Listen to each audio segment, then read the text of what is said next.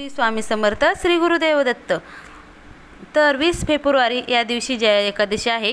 तर या दिवशी घरच्या घरी भगवान विष्णूचा अभिषेक करून माता लक्ष्मी आणि विष्णूला तुम्ही आशीर्वाद प्राप्त करून घेऊ शकतात। कारण माघ महिन्याच्या शुक्ल पक्षातील एकादशीला जया एकादशी असे म्हणतात। तर जया एकादशीची पूजा करण्याची परंपरा आहे। भगवान विष्णूसोबत लक्ष्मीची पूजा केल्याने आर्थिक संकटातून सुटका तर होतीच, त्याचबरोबर भगवान विष्णूला प्रसन्न करण्यासाठी हा उपाय केला जातो। तर जया एकादशी ही 19 फेब्रुवारी ही सकाळी 8:49 चालू होते। तर 20 फेब्रुवारी ही सकाळी 9:55 समाप्त होते। तर जया एकादशी ही 20 फेब्रुवारी दिवशीच पकडायची। तर 20 फेब्रुवारी या दिवशी जया एकादशीला काय करायचं, तर भगवान विष्णू आहेत ना, ती एकादशी भगवान विष्णूला समर्पित आहे। तर त्यांची योग्य प्रकारे पूजा जर केली तर आपल्याला गुरुग्रह आहे ना, त्या गुरुग्रहापासून आपली मुक्तता होतेच। तर गुरुग्रह मजबूत झाला तर आपल्याला लक्ष्मीची प्राप्ती नक्कीच होते। त्यामुळे या दिवशी उपवास करायचा। पौराणिक कथेनुसार अशी मान्यता आहे की सर्व प्रकारचे जर दुःख दूर करायचे असतील तर या दिवशी भगवान विष्णूला अभिषेक हा प्रिय मानला जातो। तर या दिवशी अभिषेकाला खूप महत्त्व आहे। तर अभिषेक कसा करायचा, तर भगवान विष्णूला अभिषेक करताना काय करायचं, सकाळी लवकर उठून म्हणजे ब्रह्ममुहूर्तावर उठून आपण स्नान करायचं। स्नान केल्यानंतर आपण आधी संकल्प करायचा। संकल्प केल्यानंतर आपल्याला भगवान विष्णूचा अभिषेक करायचा आहे। तर दुधामध्ये केशर मिसळून आपल्याला अभिषेक करायचा आहे। विष्णूला पिवळी फुलं खूप प्रिय आहेत, त्यामुळे विष्णूला शक्यतो पिवळी फुलं वापरा।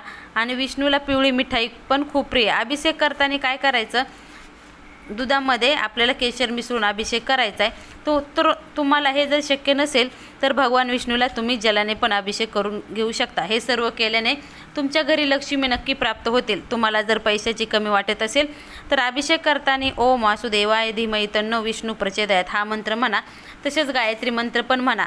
तर तुम्हाला लक्ष्मी प्राप्त करून घेण्यासाठी या दिवशी भगवान विष्णूवर तुम्ही अभिषेक नक्की करा।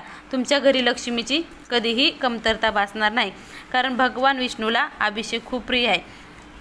तसेच या दिवशी लक्ष्मीची पण पूजा केली जाते। आर्थिक संकटापासून जर तुम्हाला मुक्ती हवी असेल तर भगवान विष्णू आणि माता लक्ष्मीला आपण आता माता लक्ष्मीला पण ह्या दिवशी आपण प्रसन्न करून घ्यायचं आहे। तर माता लक्ष्मीला प्रसन्न करण्यासाठी आधी लाल फूल अर्पण करायचं आहे, कारण माता लक्ष्मीला लाल रंग हा खूप आवडतो। तर देवीला लाल रंगाचं फूल अर्पण करायचं आहे, लाल रंगाची फुलं।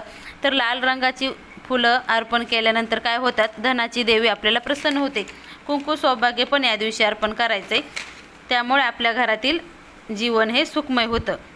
एकादशीच्या दिवशी तुळशीच्या पूजेला खूप महत्त्व आहे। तर एकादशीच्या दिवशी तुम्ही तुळशीचा उपवास असतो, त्यामुळे एकादशी दिवशी तुम्ही तुळशीला पाणी नाही ओतलं तरी चालेल। तुळशीला स्पर्श करू नका एकादशी दिवशी, त्याची पानं पण तोडू नका। तर आपण विष्णू आणि भगवानला तुळशीची पानं आपल्याला त्यांच्या चरणावर टाकायच्यात।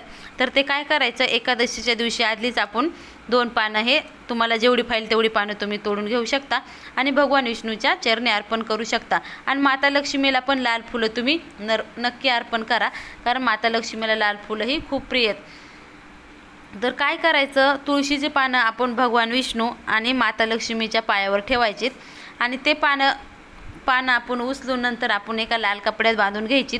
लाल कपड्यात बांधल्यानंतर ते आपण पानं आणि तो भगवान विष्णूच्या ते आपल्या म्हणजे ते ठेवलेली पानं तुळशीची हे लाल कपड्यात बांधून आणि त्याच्यामध्ये 1 रुपया टाकायचा आणि आपल्या घराच्या तिजोरीत ठेवायचे। त्याने काय होईल, आपल्या घरात लक्ष्मी नक्की नांदेल, सुख संपत्ती सगळं भेटन, भय हे आपल्या घरातून मुक्त होईल। त्यामुळे जया एकादशी दिवशी तुम्ही हा व्रत नक्की करा आणि माता आणि भगवान विष्णू यांना प्रसन्न करून लक्ष्मीनारायणची कृपा तुमच्या घरावर सतत राहू द्या। त्यासाठी जया एकादशीचा हा व्रत नक्की करा, कारण जया एकादशी हे वर्षातून एकदाच येते, त्यामुळे हे व्रत करायला विसरू नका। श्री स्वामी समर्थ, श्री गुरुदेव दत्त।